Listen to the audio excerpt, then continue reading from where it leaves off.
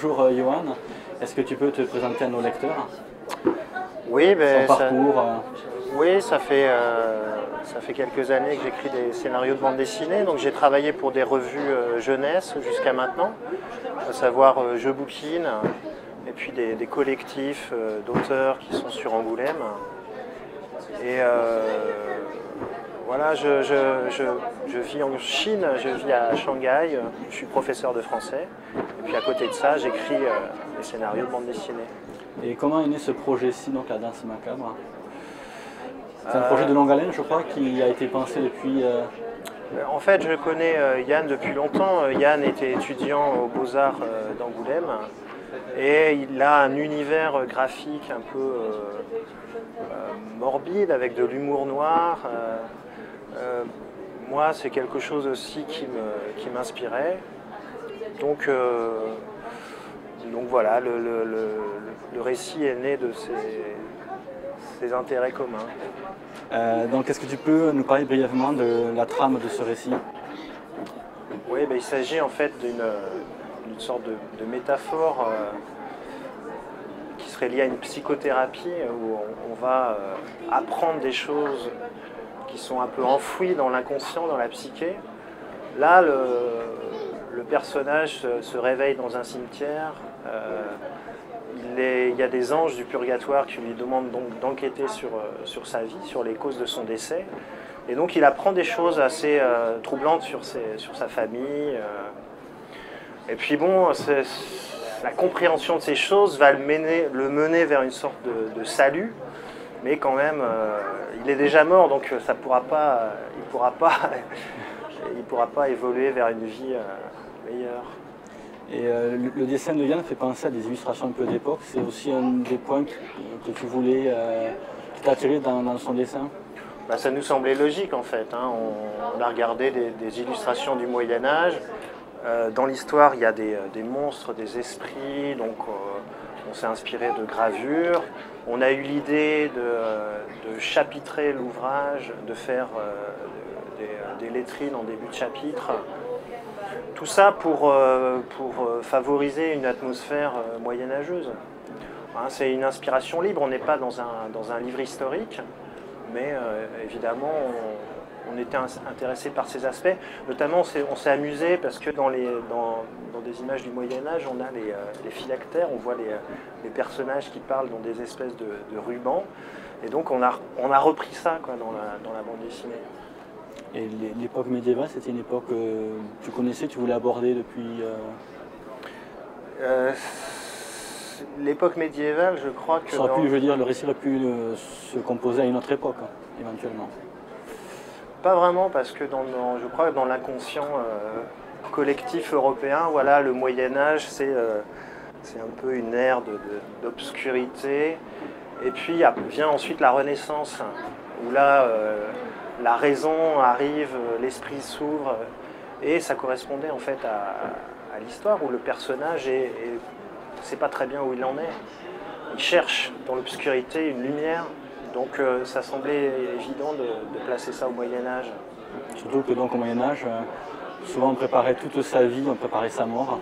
Il y a des livres de mort qui existent. Ouais. Ça, tu as travaillé au niveau de la phase documentaire, comment tu t'es documenté pour... Est-ce qu'il y a une phase de documentation? Bien sûr, bien sûr. J'ai lu beaucoup de livres sur les légendes du Moyen-Âge, la mythologie, la façon dont les gens vivaient à l'époque, sur la conception des croyances du Moyen-Âge, la mort, etc. Oui, c'est quelque chose d'important. Aujourd'hui, bien sûr, enfin, ce qui est intéressant dans le Moyen-Âge, c'est de voir à quel point les gens sont religieux, donc cet aspect d'interrogation sur la mort est omniprésent. Mais aujourd'hui, ça pourrait être la même chose, ça devrait être la même chose, mais finalement, on est dans une société où tout concourt à ce qu'on essaye d'oublier ces choses-là. Donc là, toute cette histoire, elle naît en fait d'une grosse angoisse sur la mort et d'une interrogation sur ça. Le héros navigue entre vie et mort, connaissance et souvenir, amnésie. Tu places aussi dans ce récit sombre des traits d'humour. Est-ce que c'est un peu un récit de l'entre-deux? Forcément, il y a de l'humour noir. Ça serait désespérant si on était dans une tragédie. Donc, on peut lire le récit à plusieurs niveaux, je pense. On peut le lire comme une comédie, mais on pourrait le voir avec une tonalité beaucoup plus grave. Donc effectivement, on jongle continuellement sur ces deux aspects, tragédie, comédie. Et l'album, je suppose, va être affublé de pas mal de qualificatifs. Peut-on dire que les auteurs ont un esprit un peu torturé? Les auteurs se soignent en produisant des œuvres, donc c'est le héros qui a l'esprit un peu torturé et puis qui évolue au fil de l'histoire. Ouais, je crois que c'est ça. Nous, on a l'esprit assez clair, assez détaché par rapport à l'histoire. On la maîtrise. On n'a pas l'esprit spécialement torturé. Et on a l'impression que certaines des histoires sont un peu... viennent comme des cauchemars, ouais. Notamment celle de l'auberge. Donc c'est des petites histoires dans l'histoire, donc les personnages évoluent. Comment ça a été conçu, ce découpage, donc de mettre des petites histoires qui font avancer la trame générale?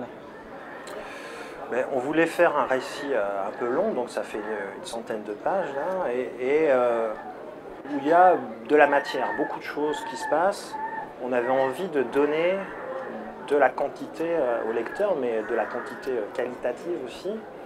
Et donc le découpage en chapitres permet simplement de faire des ellipses temporelles facilement. On utilise aussi des récitatifs du texte qui va nous permettre de passer plus vite d'un endroit à un autre, d'une scène à une autre. Voilà, donc c'est une nécessité en fait, c'est un truc scénaristique pour, dans un format de 100 pages, donner beaucoup d'informations, beaucoup de choses. Et au final, qu'est-ce que tu retiens de ce travail sur ce projet? J'en retiens une certaine patience. Hein, quand on est scénariste, il faut patienter. Les projets peuvent mettre assez longtemps à se faire. J'en retiens aussi le fait que